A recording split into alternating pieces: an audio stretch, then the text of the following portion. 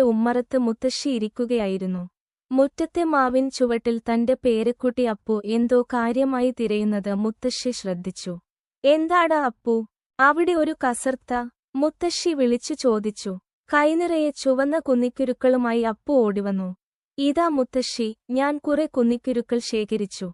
നമുക്കിത് ഒരു കുപ്പിയിലാക്കി വെക്കാം. മുത്തശ്ശി ആ ചുവന്ന മണികൾ കയ്യിലെടുത്തു. ഓരോ കുന്നിക്കുരുവിലും ഒരു ഓർമ്മയുണ്ടെന്ന് മുത്തശ്ശിക്ക് തോന്നി. മാറ്റമില്ലാത്ത സ്നേഹം മുത്തശ്ശി പറഞ്ഞു തുടങ്ങി. അപ്പു, ഈ കുന്നിക്കുരുക്കൾക്ക് ഒരു പ്രത്യേകതയുണ്ട്. എത്ര കാലം കഴിഞ്ഞാലും ഇതിന്റെ തിളക്കം കുറയില്ല. നമ്മുടെ സ്നേഹവും ഇതുപോലെയായിരിക്കണം.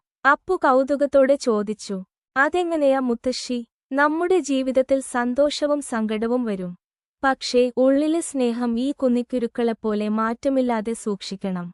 അതാണ് ഏറ്റവും വലിയ സമ്പാദ്യം. പഴയ തറവാടിന്റെ ഉമ്മ